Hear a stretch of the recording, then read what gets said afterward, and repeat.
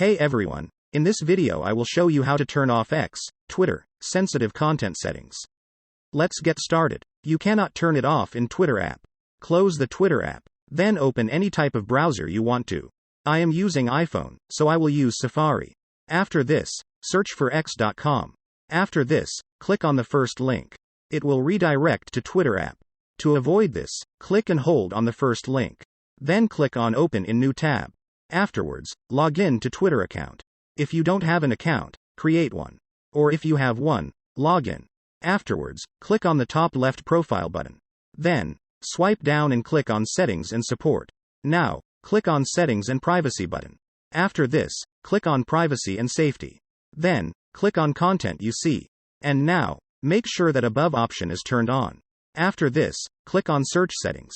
Then, make sure that Hide Sensitive Content Settings is turned off. And that's how you turn off X, Twitter, sensitive content settings. If you find this video helpful, don't forget to give it a thumbs up and subscribe to our channel for more tech tutorials. Thanks for watching.